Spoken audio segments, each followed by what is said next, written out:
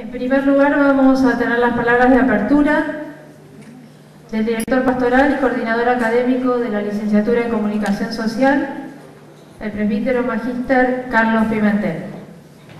En nombre de la Fundación de Estudios Superiores Dr. Plácido Marín y del equipo de Pastoral Universitaria, les doy la bienvenida a este encuentro de reflexión académica que realizamos en el marco de la tercera semana de la responsabilidad social y en donde, por medio de un panel, abordaremos como tema de reflexión la responsabilidad social y el compromiso profesional.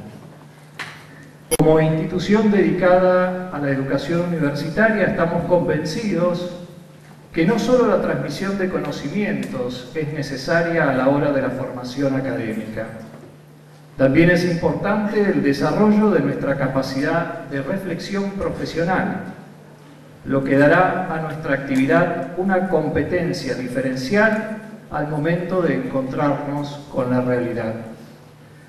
Por eso deseamos que este espacio contribuya a tal fin.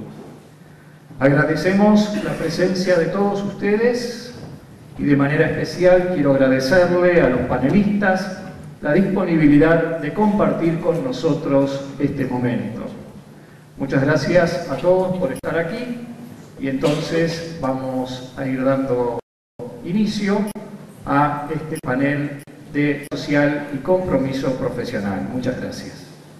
Muy bien, y para la presentación del tema que van a desarrollar los panelistas, vamos a escuchar las palabras del director del área de investigación y desarrollo, el licenciado Horacio Raiza.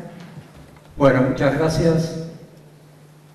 Vamos a dar inicio a este panel que, como decía el padre Carlos, está referido a la responsabilidad social y el compromiso profesional.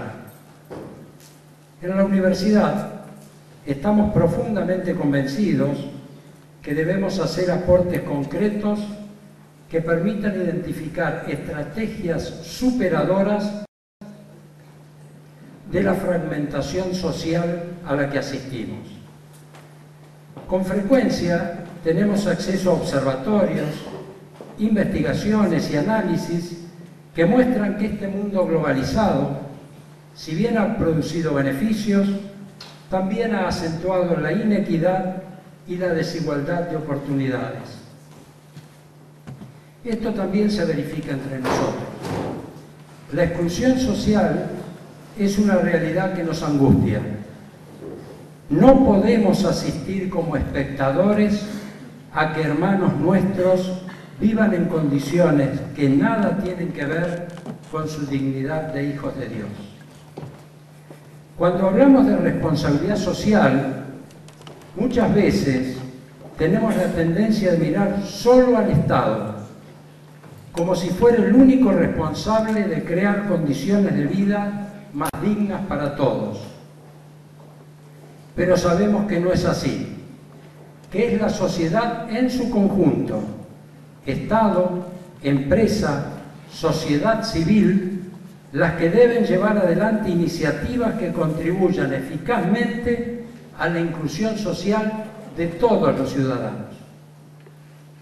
Desde la universidad queremos formar profesionales apasionados por servir, apasionados por el bien común, su profesión con responsabilidad social. Agradecemos al panel su presencia entre nosotros y los escuchamos con profundo interés. Muchas gracias.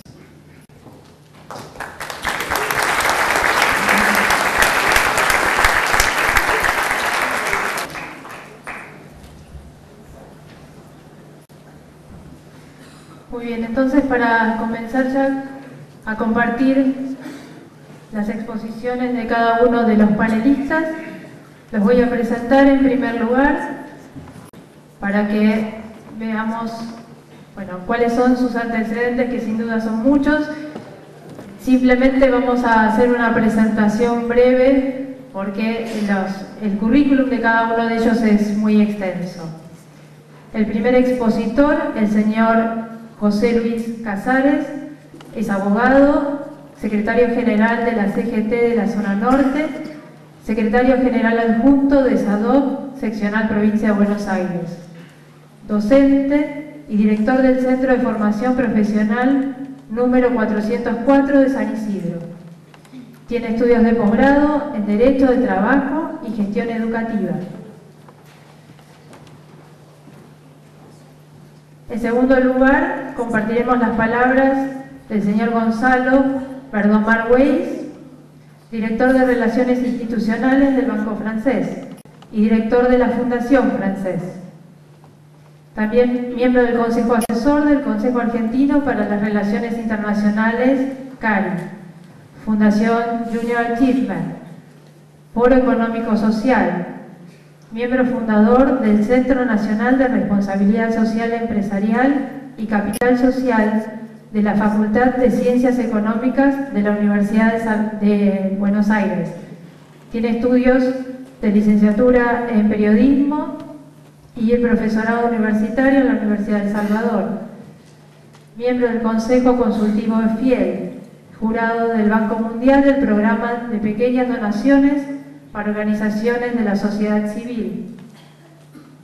Participación también en la Fundación Carolina, Fundación Cámara Española de Comercio, el Consejo Empresario de la Secretaría de Política Social y Desarrollo Humano del Ministerio de Desarrollo Social de la Nación. Y en tercer lugar, escucharemos a Monseñor Jorge Casareto, obispo de San Isidro, presidente de la Fundación de Estudios Superiores Dr. Plácido Marín. En el orden nacional, Monseñor trabajó con distintos cargos en la Conferencia Episcopal, en la Pastoral de Juventud, Pastoral de Laicos, Pastoral de Comunicación. Formó parte también de la Comisión de Comunicaciones del CELA. En 2002 integró la Comisión Episcopal designada para trabajar en el diálogo argentino.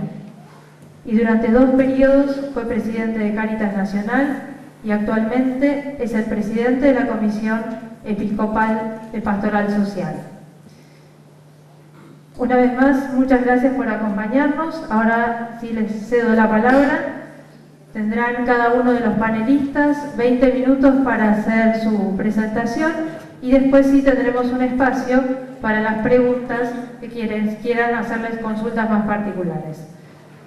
Entonces comenzamos como estaba previsto con el señor José Luis Casares. Lo escuchamos. Bueno, gracias. Bueno, buenas tardes a todos. Gracias a las autoridades de esta casa de estudio.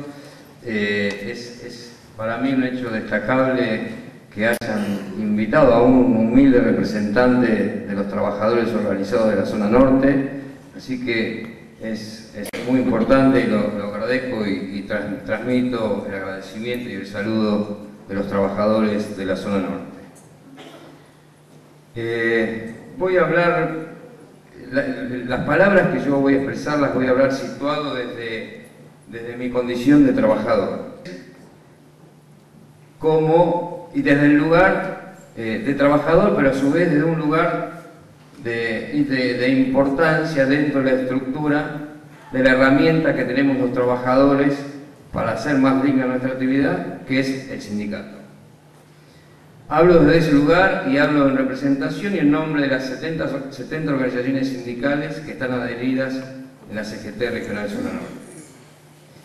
Para acá, las palabras, la charla, lo que les voy a transmitir, siempre trato de conceptualizar algunos términos. Uno de esos términos que me parecen de sustancial importancia definir es qué significa para nosotros el trabajo. Para nosotros, el trabajador no es un factor más de la economía, no es un factor como la naturaleza, como el capital. Para nosotros el trabajo es la fuente de la dignidad de las personas. Por lo tanto, para nosotros tenemos esta visión desde los trabajadores y para nosotros el trabajo no es, como les decía recién, un elemento más de la economía. El trabajo es fuente de dignidad de las personas. Con el trabajo la persona transforma la realidad y se transforma a sí mismo. Con el trabajo hace la identidad de las personas. Con el trabajo las personas cuentan con un reconocimiento social y se siente valioso, se siente aportando a su comunidad. Para nosotros el hombre es el sujeto del trabajo. El trabajo organiza la familia y la proyecta hacia el futuro. Por eso para nosotros el trabajo no es una variable económica más. Para nosotros el trabajo es un valor. También me es importante definir qué es el concepto de trabajador. Para nosotros el trabajador no es solo el hombre que está junto a la máquina, no es el obrero, exclusivamente el obrero que está junto a la máquina produciendo un bien. Para nosotros, trabajador es también aquel, no solo que trabaja con el músculo, sino el que trabaja con el intelecto, que trabaja con el espíritu. Para nosotros el trabajador es el artista, para nosotros trabajador es todo aquel que hace un aporte a la transformación de la naturaleza. Por eso, desde esta concepción del trabajo, muchas veces a los empresarios amigos yo los llamo compañeros y se sorprenden y se ríen, ¿no? Pero de este concepto del trabajo, los empresarios que producen en Argentina, que producen riqueza para que compartamos todos, son compañeros. Y este término de compañero nosotros lo utilizamos desde esta concepción que es la de compartir el pan. Así que también los empresarios son nuestros compañeros. Dicho esto, y abordando el tema que nos convoca, esto de la responsabilidad social, yo la quiero trasladar a mi rol de sindicalista. Para nosotros la responsabilidad social no es simplemente una carga o un compromiso para con los individuos o para con la sociedad. Para nosotros la responsabilidad social es un plexo de valores. Y esta responsabilidad social, este plexo de valores, nosotros las trasladamos o yo, por lo menos, y muchos de nuestros dirigentes de la Secretaría Regional, las trasladamos a nuestra actividad de sindicalismo. Esta actitud ética inserta en el sindicalismo tiene su fuente en buscar el bien común. Esa es la fuente para nosotros de la responsabilidad social inserta en el sindicalismo. Y los sindicatos, creemos que los sindicatos y los dirigentes sindicales debemos ser artífices para buscar el bien común. Parte de nuestra responsabilidad social, una parte de nuestra responsabilidad social, es construir poder. Esto que a lo mejor tiene mala prensa, el tema del poder, pero para nosotros es importante la construcción de poder porque nosotros vivimos el poder como servicio. Y el objetivo final de esta construcción de poder es extinguir las injusticias. Nuestro único enemigo, si podemos hablar en términos de amigo-enemigo, es la injusticia, es extinguir la injusticia. El sindicalismo que profesamos es el que trabaja fuertemente por la necesidad de nuestros afiliados, pero también para responder por las necesidades de los más necesitados, para responder también, extender la mano para aquellos compañeros trabajadores que circunstancialmente se quedan sin trabajo, para aquellos compañeros que están en una situación irregular, como ya hablábamos con Monseñor, que es el tema del trabajo, el mal llamado trabajo negro, que es el trabajo irregular o no registrado. También para ellos creemos nosotros que el sindicalismo debe trabajar. Y aquí les quiero contar lo que hicimos como Secretaría Regional en momentos en que el país sufría los fuertes coletazos de la desocupación. Creo que si no fue la única, debe haber sido, no sé si alguna experiencia más, pero creemos que fuimos la única Secretaría Regional que trabajamos para organizar a nuestros compañeros desocupados en la década del 90. Y los organizamos a nuestros compañeros convencidos de que era una obligación moral de los dirigentes sindicales ayudar a nuestros compañeros que se iban quedando sin trabajo. Porque estos compañeros que quedaban sin trabajo habían sido en su momento compañeros nuestros, eran los que habían sostenido el sindicato y habían hecho grande el sindicato. Por lo tanto, era una obligación moral organizar, sostener y ser solidarios con nuestros compañeros que habían quedado sin trabajo. porque desde nuestra mirada esperanzada y esperanzadora, nosotros sabíamos que esa falta de trabajo iba a ser coyuntural y estábamos convencidos de que teníamos que ponernos al frente de esa organización para no solo darles una mano solidariamente, sino también para transmitirles los valores filosóficos e ideológicos por los cuales nosotros trabajamos y queremos que nuestra sociedad triunfe. Porque si no dejábamos a esos desocupados en manos de otros sectores, que, por insistir, no son el enemigo, pero son otros sectores que tienen otro modelo de patria, otro modelo de hombre y otro modelo de ciudadano para la Argentina. Por lo tanto, tratamos de construir organizaciones sindicales que tiendan, desde esta concepción, que tiendan a la liberación social, pero fundamentalmente que tiendan a la liberación personal. Una organización que respete a toda la persona y a todas las personas.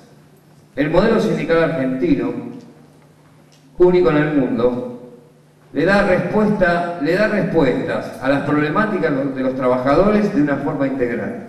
El sindicalismo argentino, como se lo dije, como único en el mundo, como única expresión en el mundo, de esta forma, le da respuestas no solo a las necesidades profesionales y laborales de los trabajadores, sino que le da una respuesta integral a todas las problemáticas del trabajador y su familia. ¿Por qué? Porque el sindicalismo argentino tiene un sistema de salud para atender la salud de los trabajadores. El sindicalismo argentino se dedica al mutualismo, tiene mutuales. El sindicalismo argentino piensa la salud no como la enfermedad, sino la salud desde la prevención. Por lo tanto, tiene planes de turismo, tiene clubes sociales, tiene clubes de deporte, tiene hoteles, y esto es una forma integral de darle respuesta a los trabajadores. Como les decía, para nosotros el sindicalismo es una herramienta con el fin de la liberación social, pero fundamentalmente de la liberación personal. Por lo tanto, para nosotros, o para mí, cualquier organización que realiza actos o prácticas que coartan la libertad o la voluntad de los individuos, en realidad no son organizaciones al servicio de la liberación y del modelo de hombre que aspiramos o al modelo de sociedad que nosotros queremos construir. Les voy a dar un ejemplo de lo que les digo.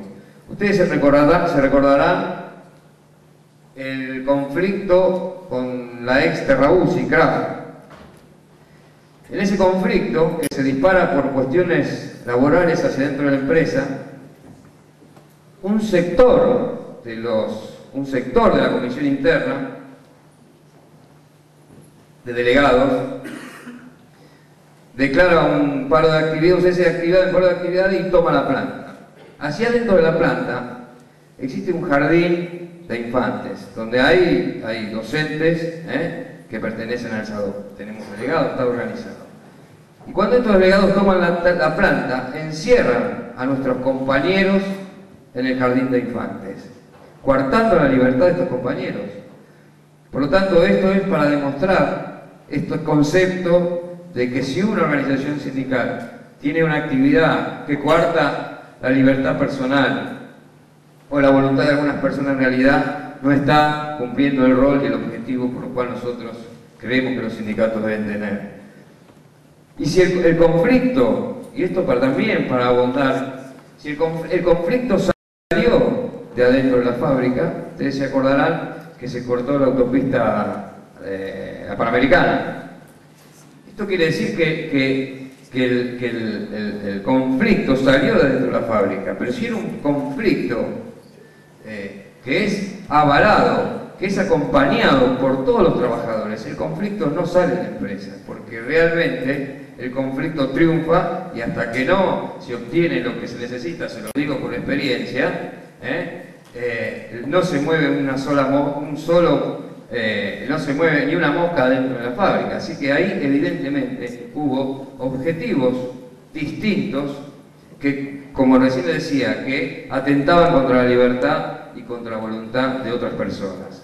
Y esto no estoy reivindicando el instrumento de la huelga que tenemos los trabajadores o el daño tolerado, como se llama en el derecho colectivo, que es la huelga. Pero bueno, esto es una diferencia. Cuando el conflicto sale de la fábrica, y es, a mi entender, porque no tiene el consenso total de los trabajadores. Y no es lo mismo cortar una ruta porque estamos al borde del exterminio de una sociedad que cortar la ruta por un conflicto individual o pequeño dentro de una empresa. Por eso también las cuestiones del corte de rutas, de lo que se llamó el piqueterismo, en su momento tenía ese valor supremo de reclamar por el trabajo, era un reclamo más colectivo. Hoy no se entendería estos cortes de ruta en función de estos objetivos. Para nosotros, por lo tanto, la responsabilidad social está basada en construir el bien común. Y para que esto funcione, creemos que todos los individuos, desde el lugar que ocupemos, debemos trabajar por el respeto a la persona, por el bienestar y el desarrollo social, por el trabajo como derecho, pero también como obligación, por la familia, por el alimento, por el vestido, por la salud, por la educación, por la cultura. Debemos trabajar por la paz, que es derivada directamente de la justicia. Eva Perón decía que solo habrá paz en el mundo cuando los pueblos del mundo tengan la definitiva justicia social. Estos sindicatos conducidos con esta responsabilidad social deben trabajar por y para los afiliados, priorizar el desarrollo armónico, porque el desarrollo armónico de la comunidad, a medida que la comunidad se va desarrollando, los trabajadores debemos ir conquistando y logrando beneficios para nosotros, porque ningún sector, ningún hombre se realiza en una sociedad que no se realiza. Por lo tanto, para concluir, el sindicato que aspiramos, el sindicato por la cual uno trabaja, el sindicato del cual peleamos para que así sea, el sindicato como herramienta de expresión organizativa de un sector del pueblo, debe ayudar también a que el hombre sea cada día más hombre, para que el hombre sea cada día más ser, para que el hombre también y humildemente logre la trascendencia. Gracias por escucharme.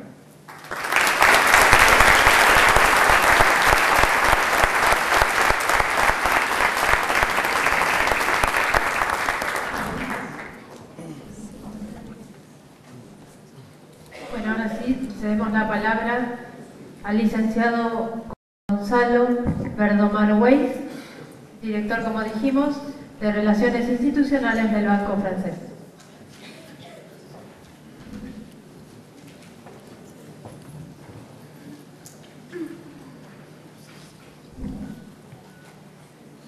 Muchas gracias por la invitación a las autoridades del Grupo Educativo Marín. Gracias por las palabras de Horacio Reiser. Gracias a los panelistas por compartir, aceptarme a compartir esta mesa con ellos. Les propongo contarles un poquito mi visión de lo que veo que está pasando con este concepto, con esta idea de la responsabilidad social empresaria. Luego hacer un breve repaso de cómo pretendemos desde el banco pararnos frente a esta situación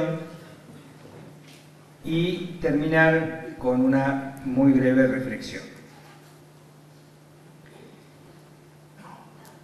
Nosotros vemos que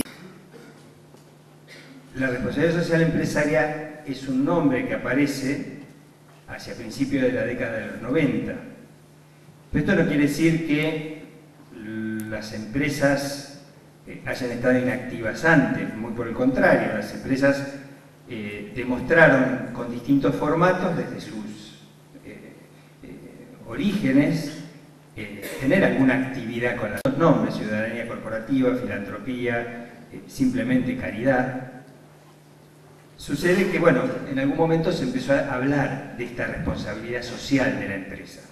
como una suerte de buscar una legitimación distinta.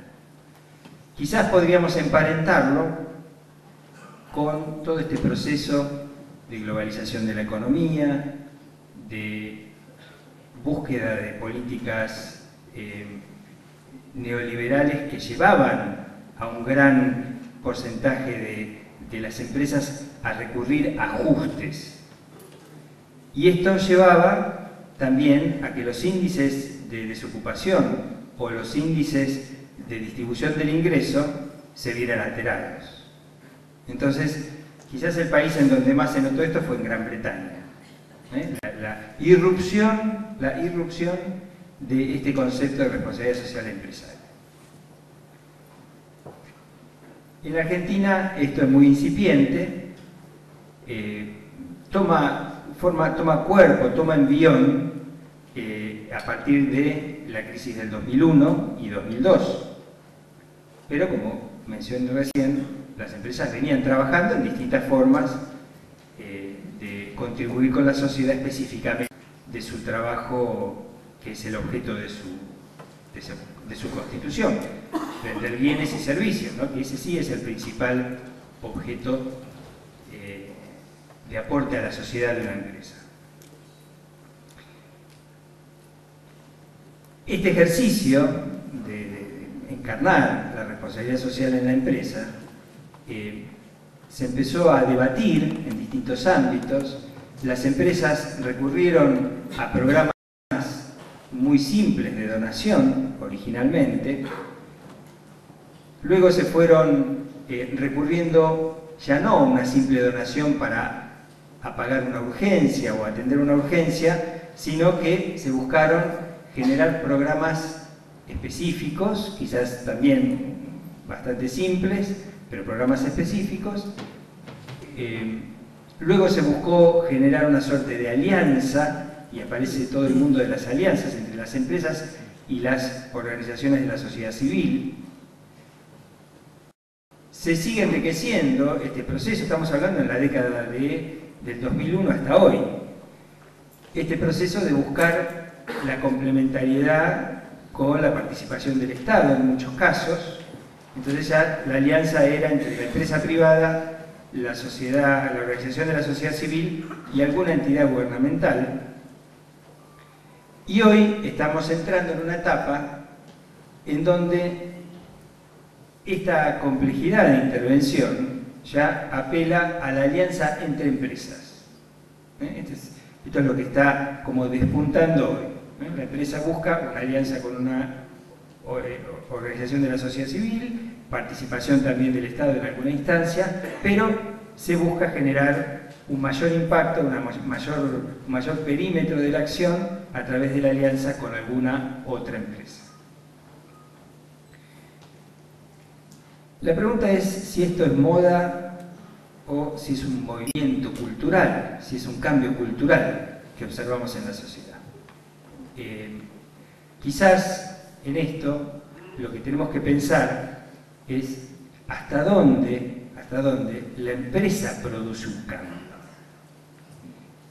Me animo a pensar más que la empresa actúa dentro del fenómeno que se observa en la sociedad y es parte del cambio, participa del fenómeno de transformación, de cambio o cuando no de parálisis de la sociedad. Pero la empresa no es una dinamizadora del cambio, ¿sí?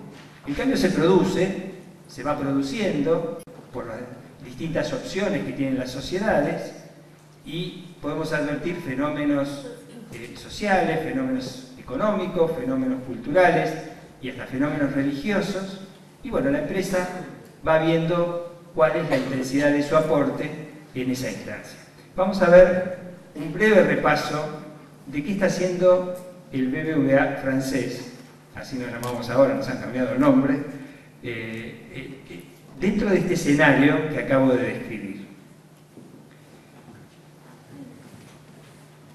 Nosotros veníamos trabajando hasta el 2006 con una cierta dispersión en el aporte en favor de la sociedad, además de cumplir con nuestra labor como entidad bancaria y financiera. Como banco en la Argentina, nosotros tenemos aproximadamente 6.000 empleados, tenemos sucursales en todas las provincias del territorio argentino, somos un banco universal, esto quiere decir que atendemos a toda la actividad económica de la economía del país. De todos los, el 76% de las acciones del banco está en poder del banco español BBVA, pero de los 6.000 empleados que somos en la Argentina, solo 2 personas tienen nacionalidad española, o sea, el resto somos todos argentinos. Esto lo transforma en una empresa argentina.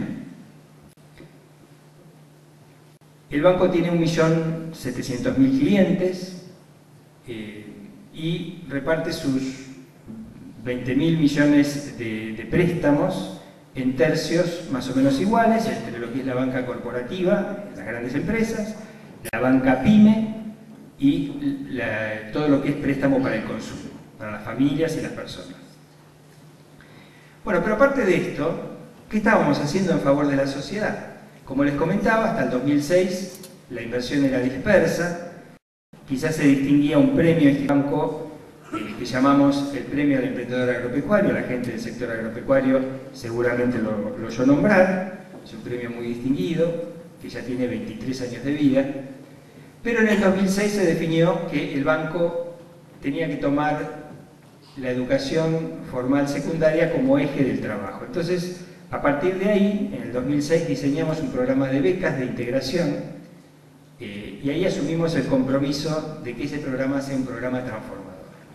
Acá quizás implícitamente les estoy contando una actitud singular de una empresa que ya no busca un marketing filantrópico, no busca algo cosmético, ni busca tener un programa que sirva como etiqueta, sino que se tomó la decisión de desarrollar un programa de integración, un programa de becas de integración. Permítame que les recuerde cómo fue diseñado el programa y en qué consiste. Nosotros asumimos involucrarnos en este fenómeno, o en esta problemática, este problema que tenemos como sociedad, que es la combinación de educación formal y pobreza, muchas veces pobreza extrema. Y como banco dijimos, bueno, si bien vamos a desarrollar un programa de becas, este programa de becas tiene que tener la singularidad que nos da el ser banco. Entonces, durante todo 2006, el programa empezó a analizar qué producto bancario iba a ser utilizado. Para esto se desarrolló una tarjeta de débito Visa recargable ad hoc para el programa. No es un producto que se comercialice, fue creado para este programa de becas. Se estableció un esquema de alianzas con ONGs y en este caso se procedió a la búsqueda y selección de las distintas ONGs que iban a constituirse como aliadas del banco y asumir el trabajo del terreno, ¿sí? Desde el banco asumíamos la dirección y la operación del programa, y el seguimiento y la auditoría y la medición de impacto social. La ONG iba a trabajar en la difícil tarea de la selección de los alumnos para ser becados y en la tutoría, que es un rol clave a la hora de que el programa sea exitoso. El programa contemplaba entonces una mensualidad dineraria que en 2011 es de 270 pesos, son 12 cuotas al año. La ONG le presenta al banco los alumnos para becar, el banco los convierte en clientes, estamos hablando de alumnos de familias de muy bajos ingresos. El promedio de ingreso en 2010 por familia era de 1.600 pesos.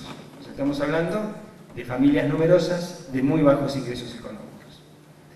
La ONG le brinda la tutoría, el alumno tiene compromisos que asume, por ejemplo, participar quincenalmente de una reunión de tutoría grupal, tener una tutoría personal, pedagógica, familiar, comunitaria, si se quiere también. El alumno también se compromete a la asistencia, a las buenas calificaciones, y un punto singular es que tiene que rendir sus gastos a fin de mes. Si el alumno no rinde sus gastos, no se le acredita el dinero del mes siguiente, ni a él ni a sus compañeros del grupo educativo donde está. hasta que el alumno no asume que no lo va a presentar, no se le acreditan al resto de sus compañeros. Hay una dimensión social acá también, de solidaridad. Una vez que se asume que no la va a presentar, bueno, se lo penaliza con un mes de cuota. Y si reincide, se lo invita a salir del programa. Con todo esto, el nivel de abandono del 2010 fue del 2%, sobre un total de 1.100 becados. En 2011 seguimos con este nivel de cumplimiento, yo creo que lo vamos a superar para bien, y logramos un total de 1.240 becas, en 23 centros educativos de 9 provincias más Capital Federal, y entre esos 23 centros educativos tenemos el honor de tener alianza celebrada con el Colegio Plácido Marín, donde tenemos 61 alumnos, si no recuerdo mal. 61 alumnos. Y que está funcionando perfecto. Perfecto. Bueno, la medición de impacto social nos muestra cosas muy interesantes, como por ejemplo, el cumplimiento y el aprendizaje de la responsabilidad por parte de los alumnos. Uno podría decir, bueno, vos le das la libertad de que la persona se gaste la plata en cualquier cosa. Sí, le doy esa libertad. Pero la evidencia es que la persona es responsable, cumple y prefiere permanecer en un futuro mejor a no cumplir con su responsabilidad. Esto es una enseñanza muy importante. Prefiere permanecer en el futuro mejor y no abandonar este camino. Esta ventana de oportunidad que se le brinda para tener un futuro mejor tangible, cercano. Bueno, son muchos los aprendizajes que nos da este programa de becas, pero el tiempo es tirano y no me lo permite compartir con ustedes. Fácilmente lo pueden ver en el sitio de internet del banco. Pero para ir terminando, porque creo que el tiempo se me acaba, quiero compartir con ustedes esta reflexión final, que tiene que ver con la responsabilidad social empresaria de lleno y tiene que ver con el compromiso profesional.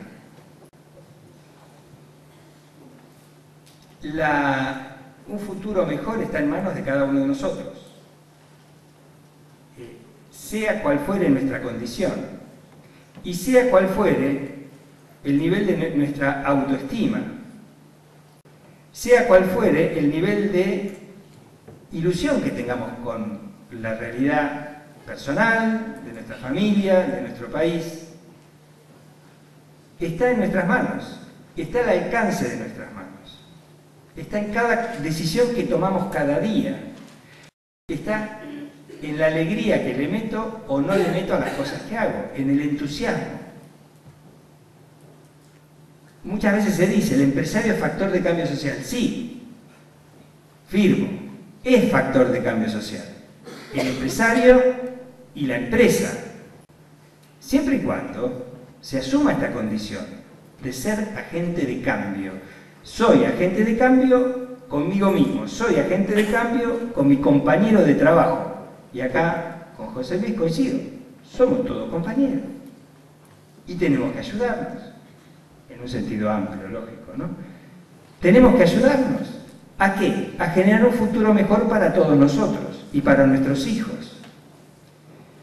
En una ocasión de este año conversaba con una persona encantadora de la localidad de Azul, provincia de Buenos Aires, que me decía, mira, Gonzalo, en el 2001 el caos llevó a que desde la provincia de Buenos Aires invirtieran para generar trabajo, creo que fue el Rucaufa en ese momento, definió un programa de construcción de cárceles. Construcción de cárceles. La idea era generar mano de obra, movimiento económico y que eso lleve para bien. Bueno, la mujer está, imagínense, ¿no? Un programa para toda la provincia, un municipio de los tantos de la provincia de Buenos Aires dijo, no, ¿para qué una cárcel? No necesitamos una cárcel. Bueno, esta mujer se cargó sobre el hombro la decisión de cambiar la cárcel por varias escuelas. Imagínense el trabajo que tuvo que hacer, la votación de todo el considerante para apelar ante el gobierno de la provincia, gestionar el cambio la adenda o el cambio en la normativa o legislación del momento y variar el destino de los fondos, y lo logró. Y lo logró. Y les aseguro que esta mujer es como nosotros. Es como nosotros. A la hora de que nos den la oportunidad de hacer el programa de becas, nosotros podríamos haber dicho, como hicieron otros compañeros, entregar una mochila cargada de útiles. Podríamos haberlo hecho y cumplíamos con nuestro trabajo. Y decidimos hacer un programa de becas de integración que hoy, queridos amigos, hoy, entra en una etapa, y con esto termino, entra en una etapa de mayor desafío, y es cargarnos con este entusiasmo de ser protagonistas. La etapa que entra es, la herramienta está aprobada de ser exitosa, la herramienta está aprobada de cambiar la vida de un alumno, de una familia, se resignifica el vínculo familiar. En algún punto del espíritu y del ánimo que puede reinar en ese establecimiento educativo. Bueno, ahora, como vemos que esto funciona, vamos a complicarnos más la vida. Y este instrumento lo vamos a poner al servicio de la comunidad para que aquellos que quieran becar a más chicos lo puedan hacer. Entonces, si se animan, juntamos donaciones para becar a la totalidad de los alumnos del Plácido Marín. Y cambiamos la situación del Plácido Marín y generamos otra situación ahí. Bueno, esto es lo que estamos queriendo hacer en cada localidad de nuestro país. Un mensaje absolutamente energizante, un mensaje para jóvenes, independientemente de la edad que tengamos. Compremos esta postura frente a las cosas y encarnemos desde hoy esta responsabilidad social para que no nos pase esto de que cuando vamos a comprar un servicio nos quejemos, ¿no? Uy, mirá, pedí esto y mirá lo que me dan. Fui a reclamar y me pasearon por 20.000 teléfonos. Este me contó la historia de la empresa. Está bien, yo reclamo. Pero ¿qué pasa cuando yo trabajo en la empresa y tengo que hacer que eso no suceda? ¿No? Entonces, termino con esto. Un mensaje de ánimo y de entusiasmo y de que estemos en el mismo equipo, de subirnos, de crear factores que cambien la sociedad para un futuro mejor para todos. Muchas gracias. De San Isidro. Lo escuchamos, monseñor. Bien, un gusto estar acá con ustedes. Escuchaba con mucha atención tanto lo que nos dijo José Luis como Gonzalo, y es muy bueno que en este panel estén representadas como dos grandes estratos de la sociedad, ¿no? El mundo del trabajo, el sindicalismo, el mundo del trabajo representado por los empresarios. Bueno, yo estoy en medio de ellos. Acá José Luis dijo, a él lo llamaba compañero, no sé cómo me llamará a mí, pero yo lo llamo hermano. A las dos las llamo hermanos y partimos de esa base porque todos somos hermanos. Muy bien. Miren, yo parto de una distinción que me parece clave en la vida, que es la de ocupación y vocación. Todos tratamos de estar ocupados en la vida, de tener alguna ocupación, y normalmente esa ocupación se busca como medio de vida. Acá, por ejemplo, se están formando en esta facultad, en estas universidades, están formando profesionales, y todos los que aspiran a una profesión aspiran a estar ocupados y a través de esa profesión tener un medio de vida. Esta es una línea de nuestra propia vida. A mí me gusta distinguir esta dimensión ocupacional de la dimensión vocacional, que de alguna manera son coincidentes, pero tienen una motivación como distinta. Cuando uno se sitúa frente a la sociedad, uno no puede decir frente a esta sociedad, yo me conformo con tener un trabajo, con tener una ocupación, con poder mantener a mi familia, porque la sociedad es un contexto en el cual fuimos insertados, y fuimos insertados por Dios. Dios nos creó, Dios nos dio el don de la vida, nos puso en un contexto familiar, nos puso en un contexto social.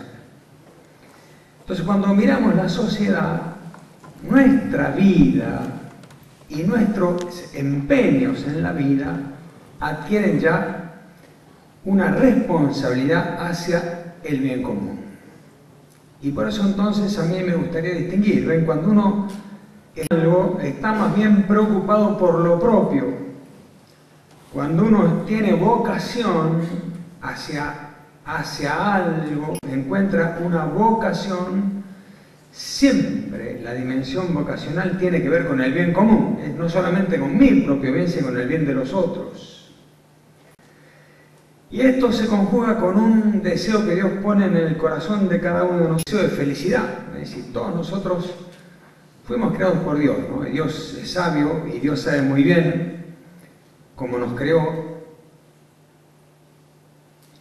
Nos creó con ciertas aspiraciones de realización, aspiraciones de plenitud. No nos hizo para cosas chiquitas, nos dio el den de la vida para...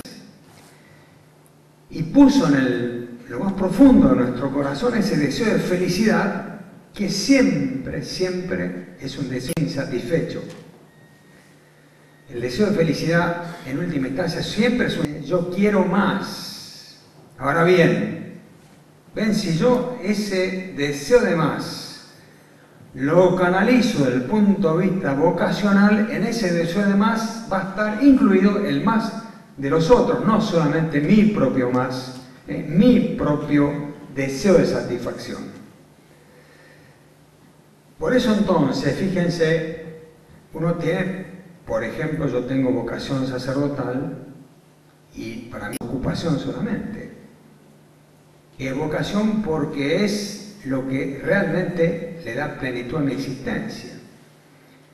Los esposos tienen vocación al matrimonio y vocación a la familia porque no se contentan entonces con la realización egoísta propia, personal, sino que quieren volcarse y quieren el bien de otros e incluso el bien de los que han engendrado. Bien, ven, vamos a poner el ejemplo de dos compañeros y hermanos que me acompañan. José Luis, cuando empezó a trabajar, empezó en la docencia, me imagino, era simplemente un momento determinado, dijo, no, pero yo necesito que mi docencia no sea solamente algo bueno para mí, sino que sea no solamente bueno también para mis alumnos, sino para muchos otros. Y entonces tuvo vocación por la amplitud del mundo laboral, que es el sindicalismo. Y Gonzalo, que empezó seguramente su carrera como empresario y vio la dimensión empresarial como una manera de realización personal cuando entró en el mundo empresario y entró desde esa empresa a ver la sociedad, vio la necesidad de que la empresa tenga un sentido no solamente de beneficio de la propia empresa, sino de beneficio del bien común. ¿Ven? Y en esto se inscribe la dimensión vocacional y en esto se inscribe la responsabilidad social. Y yo puedo decirles, porque todos ustedes esto lo tienen que entender, uno no puede ser feliz si no canaliza esa dimensión ocupacional en una dimensión vocacional. Si uno no canaliza ese deseo de felicidad en el deseo del bien común, no lo canaliza hacia el bien común, en el deseo de felicidad de todos. Este es un punto clave en nuestra vida, porque esto está puesto por Dios en nuestro corazón. Entonces, ven, la responsabilidad social no es solamente, podemos tomarla en el mundo, en el campo amplio, ¿no es cierto? La responsabilidad social está en el corazón, debe estar en el corazón de cada uno de nosotros. Nuestra ocupación personal, si a nuestra ocupación personal no le damos un sentido social, no le damos un sentido de bien común, hay un deseo insatisfecho y hay una felicidad que no puede ser felicidad plena. Esto se inscribe en un contexto concreto que es el contexto de la Argentina. Nosotros fuimos puestos por Dios acá, en esta sociedad concreta. Y la Argentina estadísticas más, estadísticas menos, estamos viendo un contexto donde hay cerca de un 30% de pobreza y cerca de un 10%, todavía quizás un poquito menos hoy en día, pero un 8-10% de exclusión social. Es decir, hay hermanos nuestros que no están incluidos en la sociedad. Hay muchos hermanos nuestros que no tienen satisfechas sus necesidades básicas. Entonces, en este contexto, no es posible, me parece a mí, que a una profesión no le demos esta dimensión social. O sea, fíjense, por un lado está esta demanda del corazón, que es una demanda de felicidad. Yo no puedo ser feliz cuando veo que hay muchos otros que no pueden llegar a la felicidad. Esto está demandado por mi corazón. Pero hay también una demanda del exterior. Una realidad como esta, como la que vive la Argentina, es una realidad que está como pegándome un grito a mí. Me está diciendo, incluirte para que otros puedan incluirse. No pienses solamente en tu inclusión, sino pensá en la inclusión de todos.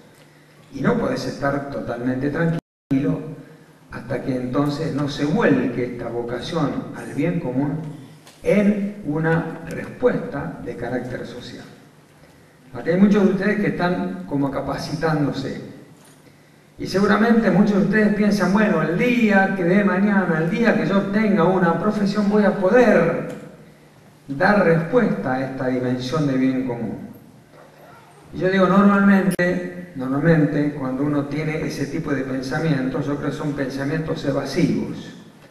Uno tiene que plantearse ya, ustedes, los que son jóvenes y los que están en este momento avanzando hacia una profesión, creo que no pueden postergar esta respuesta hacia el bien común para cuando tengan una profesión, porque justamente en la edad de formación, en la etapa formativa, es donde uno va como despertando las grandes inquietudes y tiene que empezar a canalizar esas grandes inquietudes.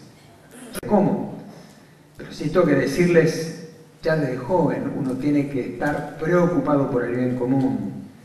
Ya de joven uno tiene que estar preocupado por esta cantidad de hermanos que no encuentran respuesta total de la sociedad a sus deseos, que son tan legítimos como los deseos de cada uno de ustedes, como los deseos de cada uno de nosotros. Jesús dice esto, ¿no? Jesús dice, allí donde está tu tesoro, está tu corazón. Donde está tu tesoro, está tu corazón. Y fíjense que normalmente el tesoro de uno, si está puesto nada más que en el beneficio personal, va a generar un corazón egoísta. Si el deseo de uno está en Dios, entonces va a generar un corazón generoso. Y no se puede ser feliz sin ser generoso, no se puede ser feliz sin ser solidario y por supuesto no se puede ser feliz sin ser justo. Por eso es muy importante ver dónde vamos poniendo nuestro corazón. El otro día leía una anécdota al pasar, ¿no es cierto? Ustedes vieron cuando uno está en el campo, uno está en un campo, normalmente en el campo hay muchos perros, pero hay un perro que descubre una liebre y la empieza a correr a la liebre. Y cuando un perro corre, todos los otros perros corren. Pero muchos empiezan a correr y se quedan por el camino. ¿Por qué? Porque en el fondo esos perros corrieron porque vieron correr a un perro, pero no vieron la liebre.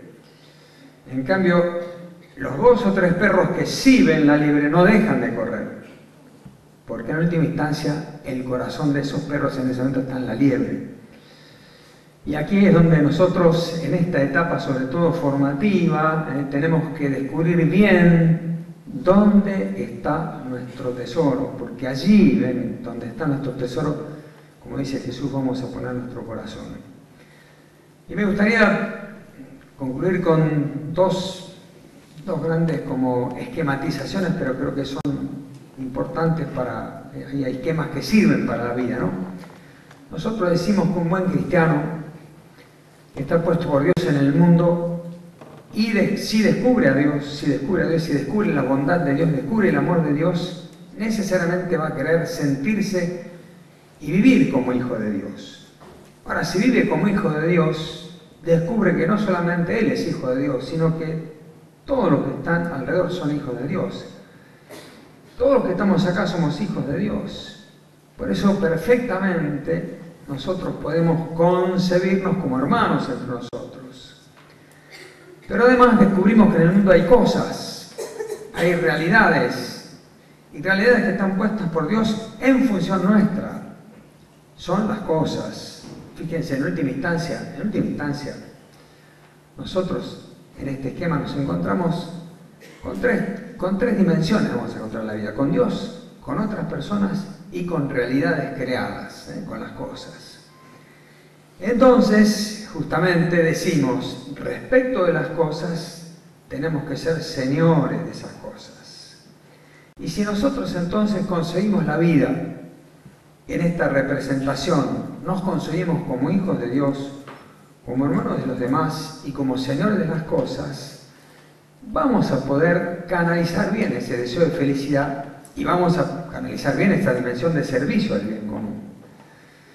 Porque también, y acá les presento otro esquema, toda esa tendencia a la felicidad que todos nosotros tenemos se canaliza como en tres grandes dimensiones. Una de ellas la decía José Luis, José Luis decía, todos nosotros debemos tener una aspiración de poder. Y esto es verdad. Tenemos para poder transformar la vida y para poder la vida de los otros, para transformar la sociedad, incluso para llevar nuestra existencia adelante, necesitamos llegar a tener cierto poder. Si él no hubiera podido ser secretario general de la región norte de la CGT, no tendría poder para ciertas transformaciones de carácter laboral.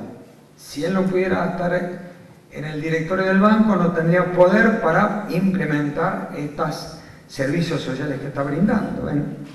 En el deseo, yo por ejemplo, como soy obispo, si no tuviera poder espiritual no pudiera conducir mi diócesis. El deseo de poder es un deseo legítimo. Después hay una tendencia también en la felicidad al gozo, al gusto. Decimos al placer. Y esto está bien. Nosotros no podemos en la vida cumplir nada más que obligaciones. Tenemos que llegar a tener gusto.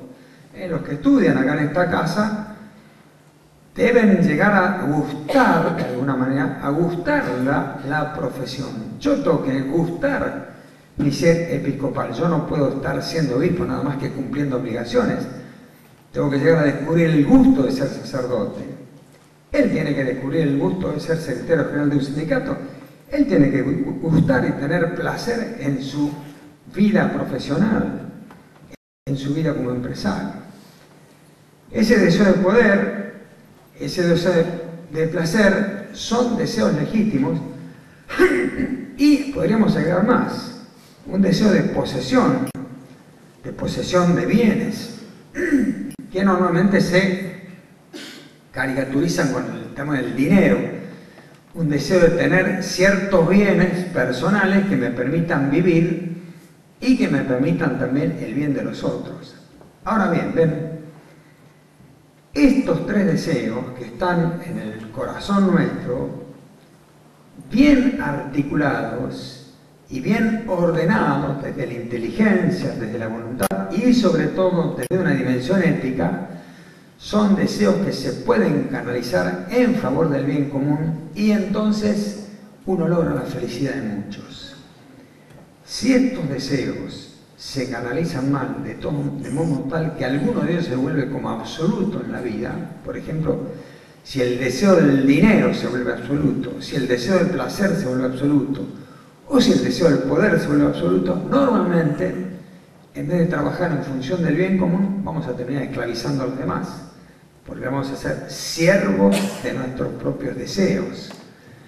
Mientras que cuando a toda esta dimensión, a estos legítimos deseos, los canalizamos hacia el servicio a los otros, entonces estamos como utilizando, o mejor dicho, poniendo nuestro deseo de felicidad, nuestro deseo de realización en función del bien común, y entonces ahí es donde realmente cumplimos con esta dimensión de responsabilidad social. Yo vuelvo a la frase de Jesús, ¿no es cierto? Como una invitación. allí donde está tu tesoro, está tu corazón.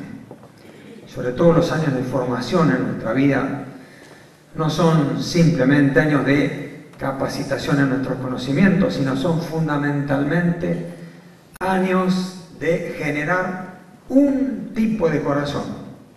Y si nosotros en estos años ya empezamos a poner a los pobres delante de nuestros ojos, a la sociedad delante de nuestros ojos, al bien común como el objetivo de nuestros empeños, entonces seguramente vamos a generar un corazón generoso que va a ser la fuente de verdadera felicidad para todos nosotros.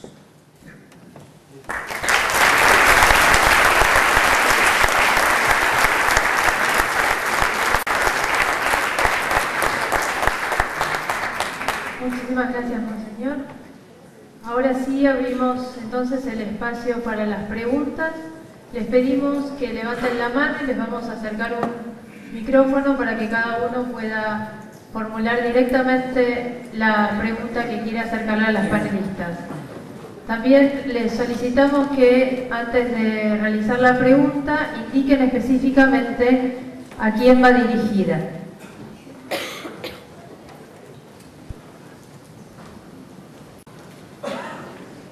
Mientras nos acomodamos, no sé si algunos de los panelistas, vi que estaban tomando nota, quiere agregar algún comentario a partir de las otras exposiciones, ¿no? A ver, ¿preguntas?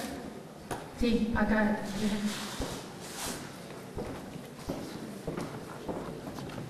Buenas noches.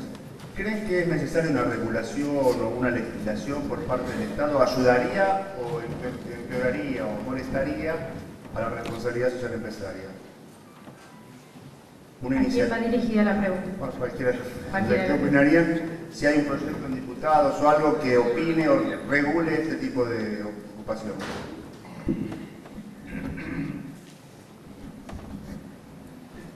Tenemos muchas leyes ya. Cumplir. O sea, en Argentina está la iniciativa del Pacto Global. Y en el arranque hubo 250 empresas que suscribieron al Pacto Global de Naciones Unidas, ¿no? Esto tiene que ver con los derechos del trabajador. José Luis estará bien al tanto de qué estoy hablando. Esto es porque la Argentina tiene leyes muy de vanguardia, muy perfectas, si se quiere, a la hora de atender los derechos de las personas. Lo que sí sería bueno que esto se lleve a su plenitud. Hay algunos proyectos de ley vinculados con la responsabilidad social, otras experiencias por ley, por ejemplo, se da en el caso de Venezuela. El presidente Chávez decretó, creo, lo llevó como una ley del Parlamento en Venezuela, de que todas las empresas debían aportar el 1% de su beneficio neto a tareas de acción social. Está bien, son decisiones. Yo creo que las leyes son las que tenemos en la Argentina y sería muy bueno que todos los argentinos, como decía antes, ¿no?, encarnemos la decisión de llevar a la plenitud la legislación que tenemos vigente y toda la normativa que todos coincidimos que es nuestra legislación y nuestro marco de trabajo, arrancando por la Constitución, todo lo que son las normativas. Pero creo que hoy por hoy no es necesario una ley que regule la responsabilidad social. ¿Alguna otra pregunta? Sí. No, respecto a lo que decía acá la pregunta y lo que contestaba Gonzalo,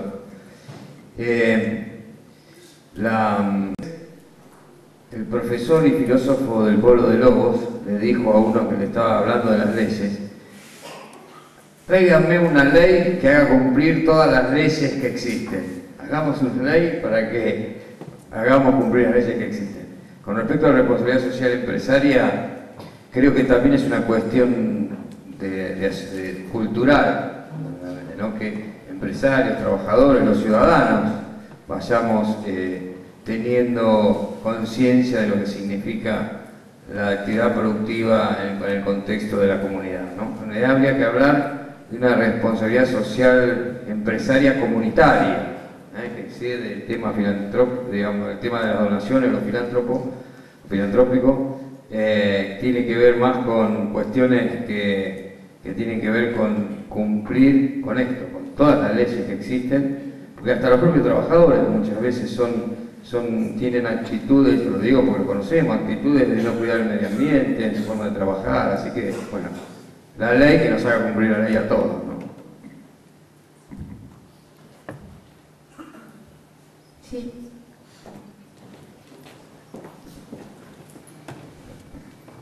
Hola, mi nombre es Pilar. Yo le quería hacer una pregunta a Monseñor. No me acuerdo el nombre del empresario, que me disculpe, pero él en un momento dijo que nosotros como jóvenes debíamos empezar desde hoy a trabajar para la responsabilidad social.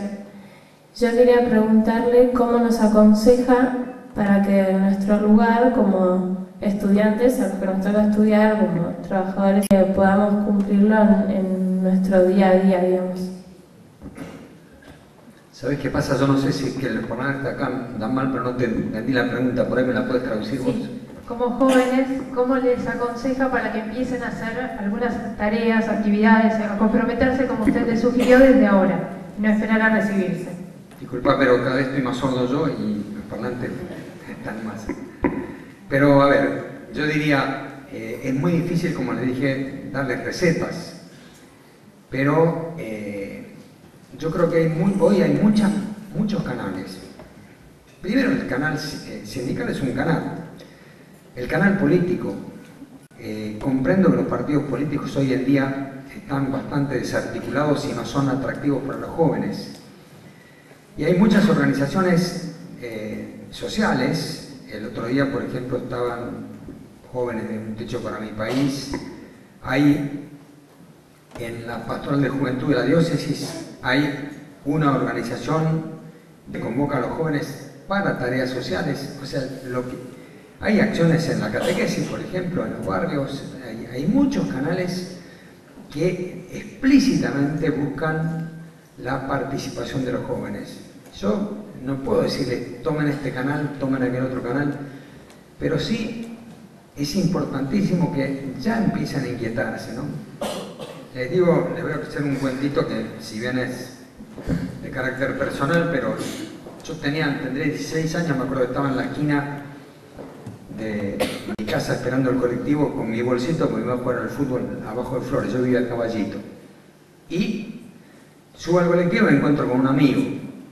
Yo iba al Bajo de Flores a jugar al fútbol y mi amigo le digo, ¿vos qué vas a hacer? No, yo me voy porque hay una villa de emergencia ahí en el Bajo de Flores. Yo estoy trabajando con un grupo de compañeros, amigos en la villa de emergencia. Y la verdad que yo me sentí mal, digo, yo voy a jugar al fútbol y se va a trabajar con los pobres, ¿no? Me sentí como mal en ese momento. Y ese sentirme mal fue como una gran semilla que se me sembró en la vida, porque a la semana siguiente lo estaba llamando al muchacho para que me diga a ver qué era esto de ir a una villa, porque yo quería ir también. O sea, eso me golpeó a mí, me golpeó en el fondo, me golpeó en el corazón y también yo creo forma parte de lo que fue después mi vocación sacerdotal, empezar a trabajar en una villa a los 16 años. Yo no digo que tengan que ir a una villa porque a veces uno cuando va a una villa mete la pata porque no sabe cómo comportarse y demás. Hay que ver, cada uno tiene que... Estábamos conversando antes de empezar la charla, la esposa de Gonzalo, yo era obispo de Rafaela, se iba a misionar a Rafaela en un pueblito que se llama Gato Colorado, ¿no es cierto?, cuando era joven. Ahora ya es madre de varios hijos y demás, pero tuvo esa inquietud ya de joven.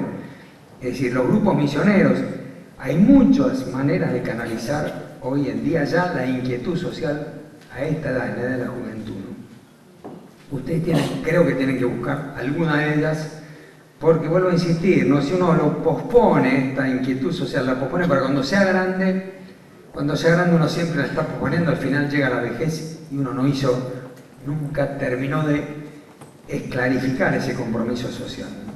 Por eso yo dejo la inquietud, después en el canal hay que buscarlo. Sí. Ricardo Lobaglio, y quería hacer una pregunta a los dos panelistas tanto de la parte empresarial como de la parte sindical, que vi que había un muy buen, digamos, diálogo y compromiso al servicio tanto de los trabajadores como del pueblo y el mundo empresarial. La pregunta va apuntada al 10% de las ganancias, que en algún momento se está discutiendo en este momento. ¿Serviría para un compromiso tanto de la parte empresarial como de la parte del obrero para que mejorara su relación este 10% de las ganancias, tanto en el compromiso del trabajador y la buena relación de la parte empresarial? ¿Serviría? Una pregunta para los dos.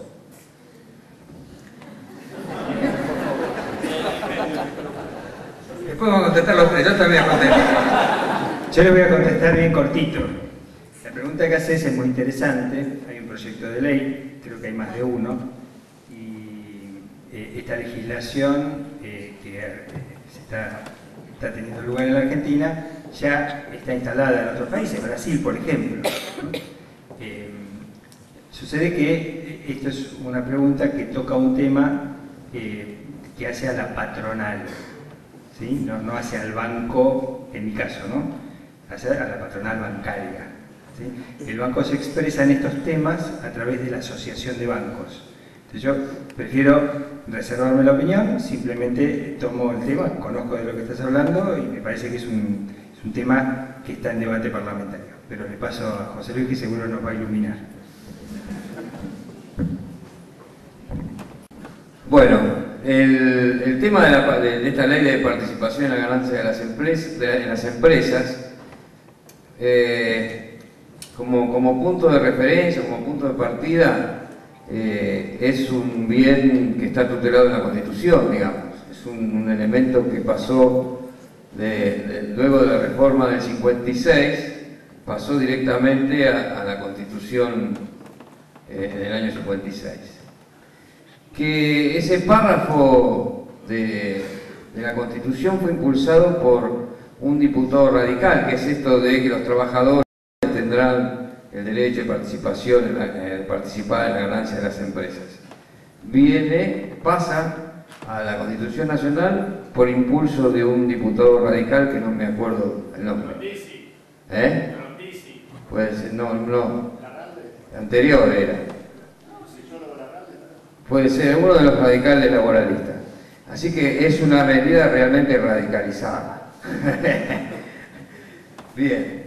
Nosotros creemos que, y bueno, también podría abundar con párrafos de las distintas encíclicas de la doctrina social de la Iglesia. Digamos, nosotros no tenemos duda de que nosotros, los trabajadores, tenemos que participar en la ganancia de las empresas. Nunca los trabajadores organizados, por lo menos el sindicalismo que uno expresa, tienen como fin o como intención atentar contra nuestras fuentes de trabajo. Así que lo que nosotros pedimos es solamente que dentro de las empresas que puedan demostrar que tienen ganancia y luego de un plazo prudencial de años, digamos que puedan demostrar a través de sus balances, demostrar ganancias, participar en un porcentaje con los trabajadores. Así que nosotros no vemos que eso atente el vínculo de relación entre los trabajadores y los empleadores. Al contrario, creemos que es una forma de fortalecer al empresariado nacional, porque es una forma de volcar recursos al mercado interno, fortalecería a las pequeñas y medianas empresas, porque los trabajadores somos los que compramos los productos que manufacturan las pequeñas y medianas empresas. Así que a nosotros nos parece una medida apropiada, que por supuesto no la queremos imponer, queremos discutirla, queremos llegar a un consenso. Y para eso tenemos el Congreso y para eso sé que se han convocado a las distintas entidades empresarias para que opinen y estamos en ese debate. Esta es... para que voy a contestar también porque me parece importante la pregunta. Para que todos ustedes entiendan, los trabajadores con un salario, la ley esta diría, además del salario, la empresa tiene que repartir parte de sus ganancias proporcionadamente a todos los trabajadores. Nosotros hemos estudiado esto en la pastoral social y decimos, por supuesto, esto, como lo dijo bien José Luis, está dentro de lo que es la doctrina social de la Iglesia. Ahora bien, En el contexto argentino, el gran problema hoy no es el de los trabajadores que están en blanco y que están formalizados, sino los trabajadores que no están formalizados, lo que se llama el trabajo en negro. Entonces decimos, hay que armar una ley, pero una ley que sea abarcativa, que no solamente, porque si no, mejoramos solamente a los que ya están más o menos bien. El tema es cómo en la Argentina mejoramos a los que están mal. Como decía un amigo mío, ¿no? Hay quienes están en la lona, pero hay quienes no llegan a la lona. Este es el tema. ¿Cómo hacemos con ese porcentaje altísimo de excluidos? ¿Cómo los incluimos?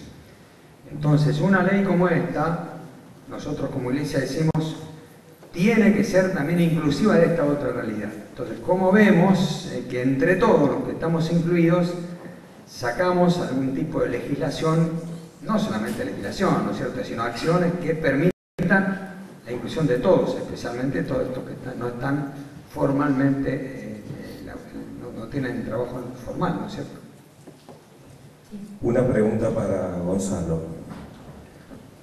Me parece excelente la gestión de adjudicación de 1.200 y algo más de becas de 270 pesos para cada alumno.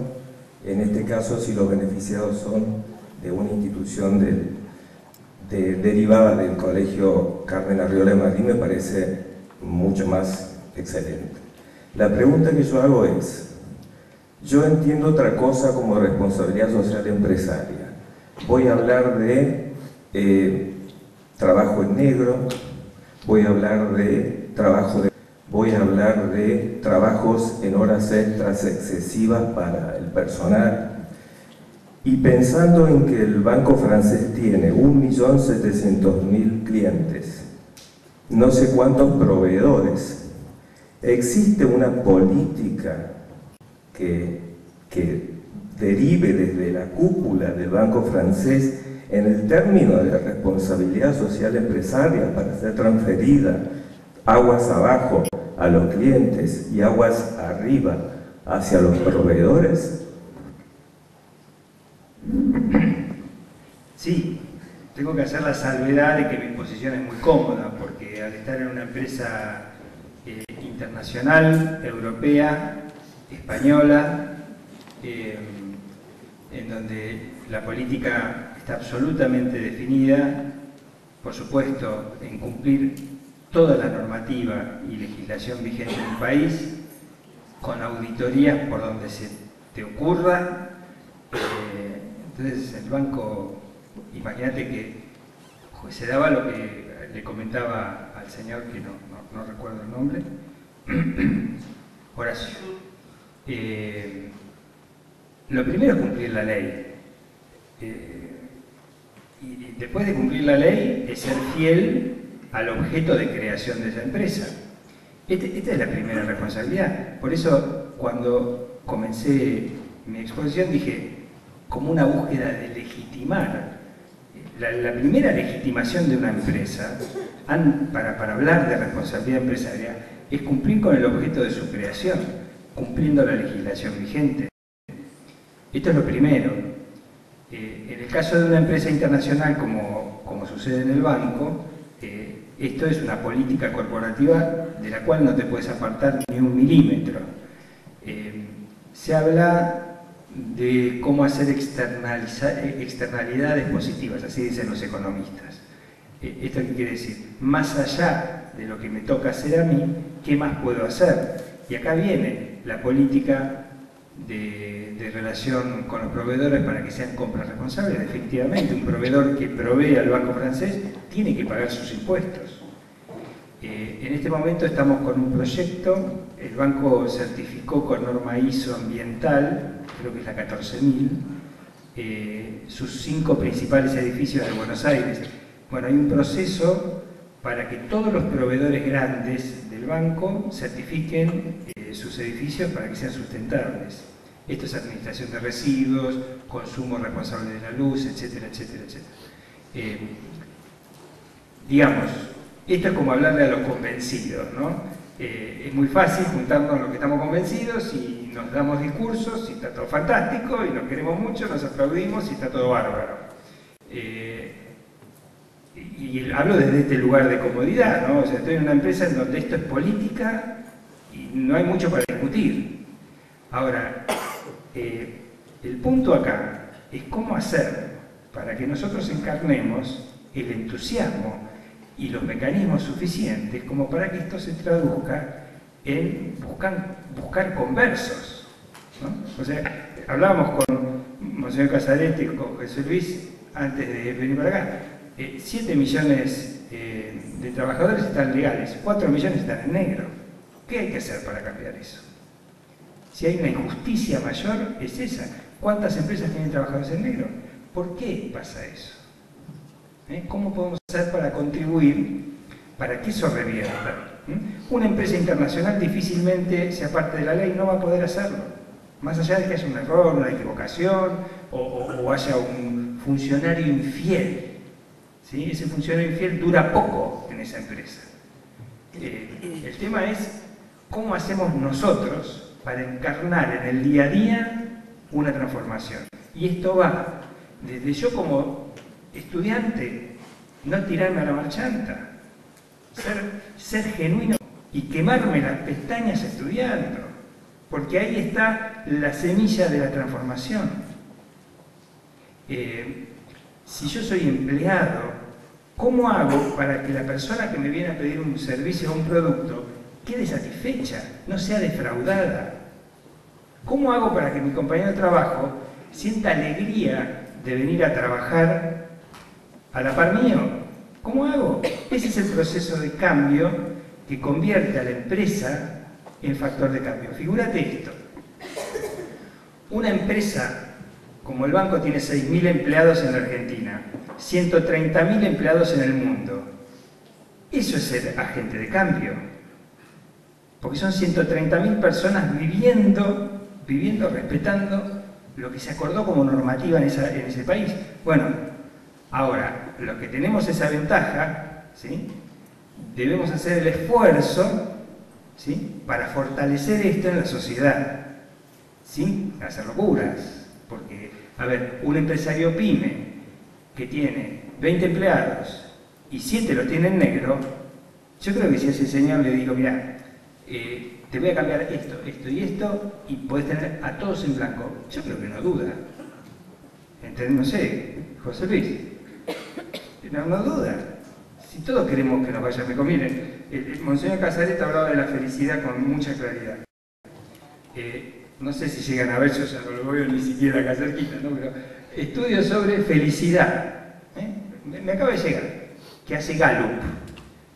Todos los años lo hace. Y dice, a ver, en una palabra, ¿qué felicidad? Le pregunta a la gente, ¿no? 1.200 encuestas en todo el país. Y en una palabra, dice, familia, amor. Familia, amor. Salud, alegría, tranquilidad. Esto es felicidad para nosotros. Si es representativa la muestra, ¿no? Familia, amor, salud, tranquilidad, alegría. Más chiquito, hijos, bienestar, familia, paz, trabajo. Dios está chiquito, pero vamos a suponer que hablar de amor es hablar de Dios, ¿no?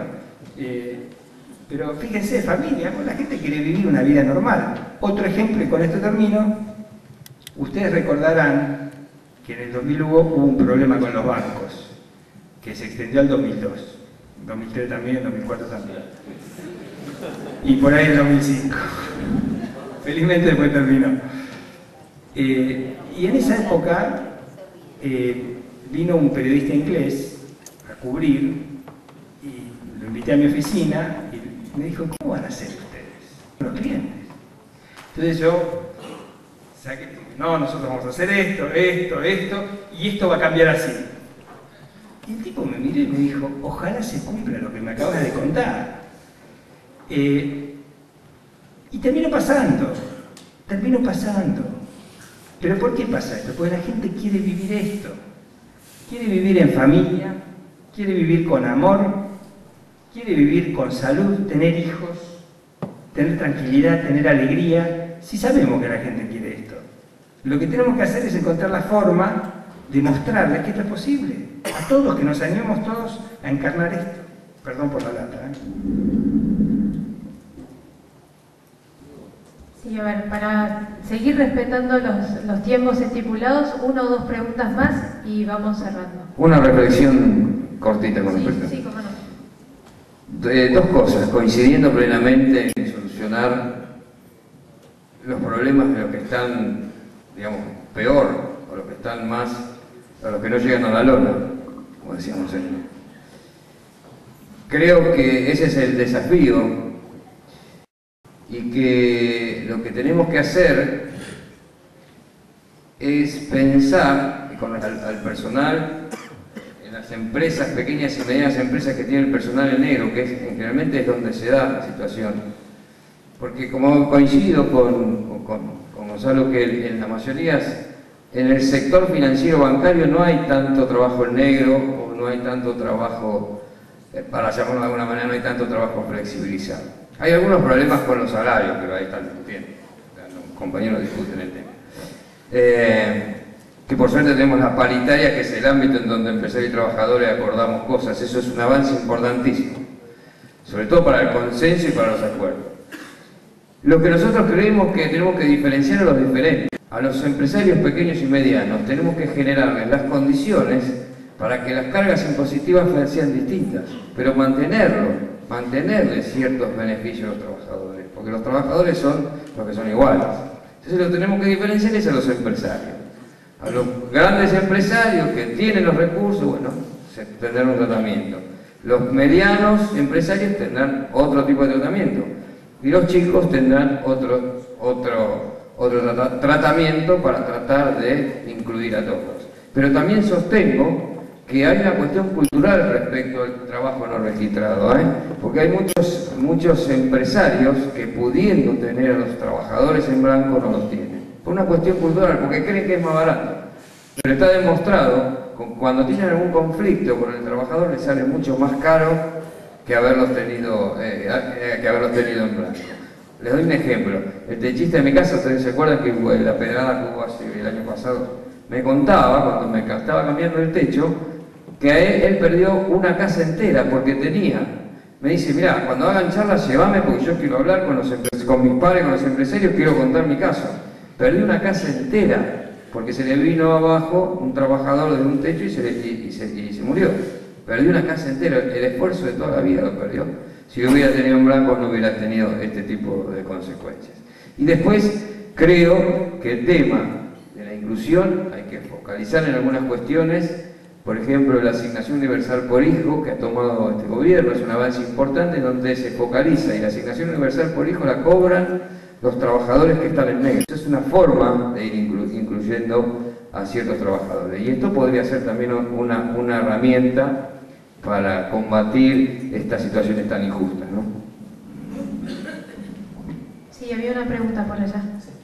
Hola, buenas noches. Mi nombre es Nicolás, estudio comunicación acá.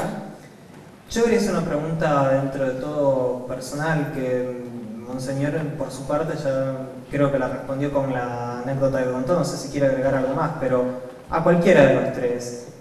¿Qué fue el hecho puntual o la serie de hechos que hizo que ustedes dijeran en su vida, bueno, yo quiero dedicarme a ayudar a los demás de alguna forma?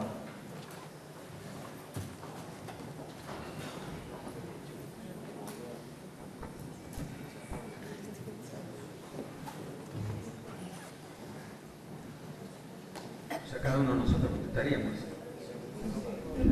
Las tres. Bueno. Yo creo que no hay una situación puntual, por lo menos en mi vida fue una cosa acumulativa. Yo cuando era chico estuve en la Acción Católica. En la Acción Católica desde chico se nos formaba una responsabilidad de amor al prójimo y de volcar todas nuestras inquietudes también en actitudes y en acciones. Bueno, ya en el colegio, como les decía recién, empecé a trabajar desde la Acción Católica en una villa de emergencia. Después en la universidad estuve trabajando en el gremialismo universitario, me afilié a un partido político, es decir, fueron muchas cosas que me fueron llevando, hasta que por ahí apareció la vocación sacerdotal, que fue para mí una cuestión muy fundamental y por supuesto era como consagrar la vida al servicio de Dios y de la gente, ¿no es cierto? Pero ven, en la formación de uno son muchos hechos los que van canalizando esta inquietud hacia el bien común. Siempre hay casos en la infancia, ¿no?, que a uno lo marcan, pero también hay emociones interiores, pero que uno tiene como parte de su identidad. Y uno, si hablamos de la etapa universitaria, eligiendo de qué va a trabajar toda su vida. Y si se le complica más todavía, tiene que elegir con quién se va a casar. Son dos decisiones complicadas, Y mi experiencia es que uno tiene que seguir y meterle para adelante con lo que de adentro le va suscitando. No importa que uno no entienda en este momento. Si a mí me sale, como contábamos señor Casareto, ir a la villa a trabajar, bueno, tomemos los recaudos de hacerlo bien, pero hagámoslo. No durmamos. Si a mí me sale la iniciativa, yo quiero realmente traer artistas y que no haya 6 cuadros, 4 cuadros, que este sea la galería de arte del Colegio Marín. Y hagámoslo. Gustavo, vos dirás.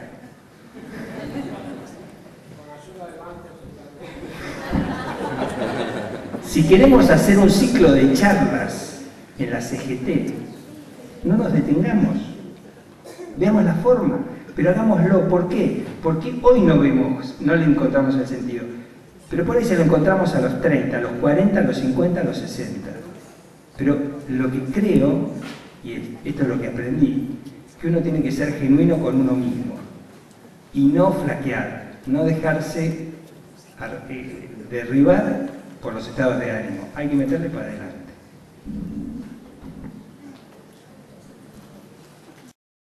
Sintéticamente son muchos los hechos, en realidad son muchos los hechos que uno lo llevan a comprometerse con algo en particular.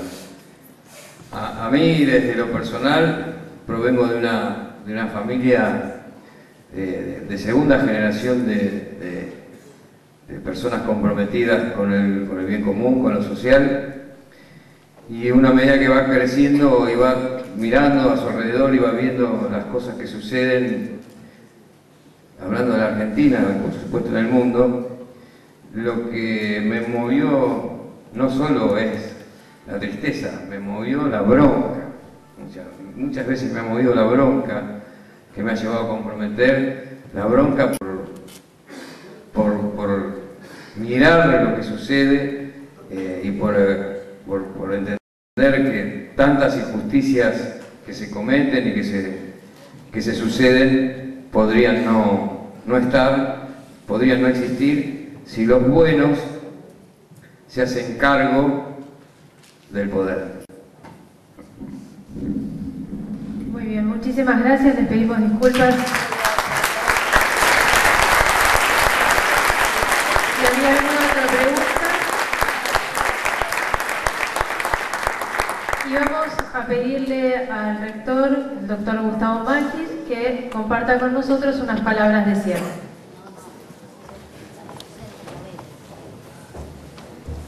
Bueno, buenas noches. Palabras de cierre, agradecerle a Gonzalo, a quien lo conocemos hace muchos años, allá por el 87, cuando fue la visita del Papa, ya estaba en el Banco de Crédito Comercial, así, ¿no? ¿Qué banco? Banco de Crédito Argentino, que en esa época decía que era el banco de las 3 mentiras, porque no era ni banco, ni crédito, ni argentino.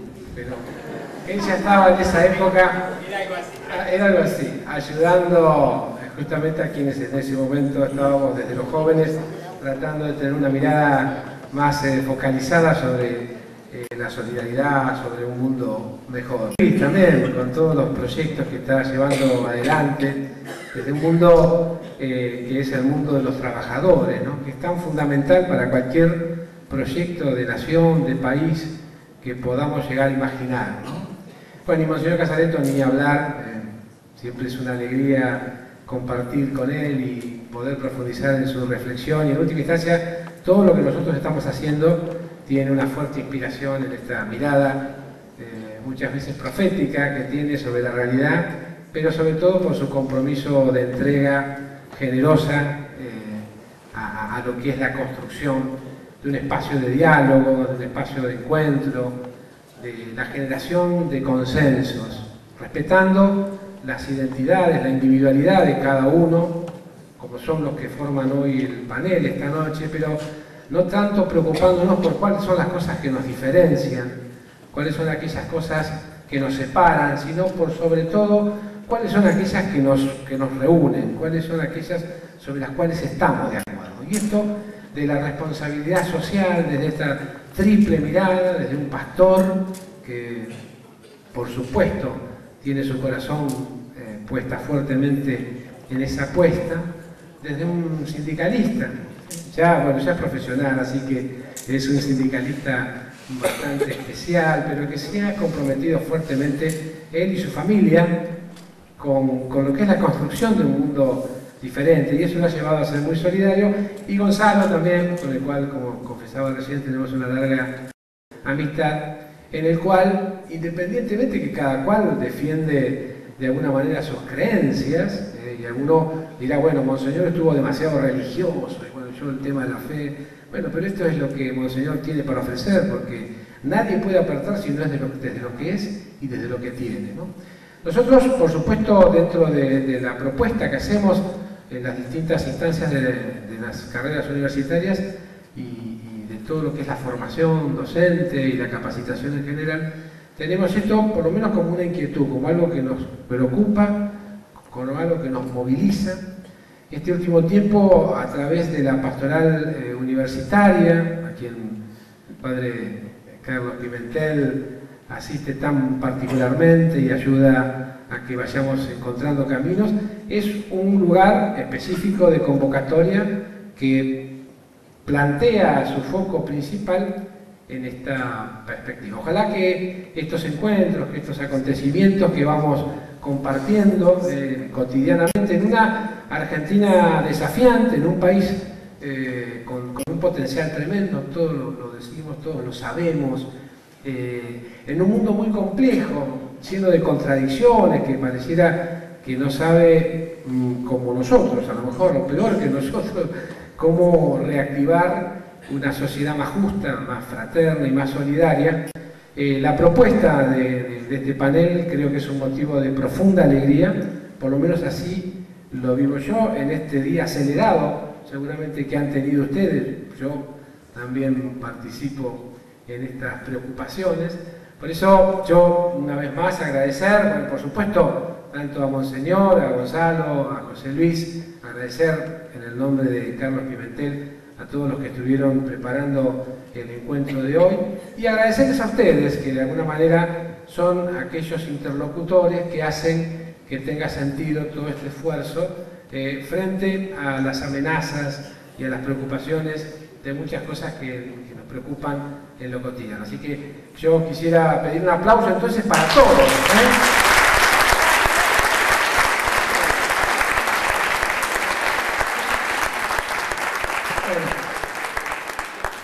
Y desearles que terminen bien el día y que mañana lo empiecen mucho mejor.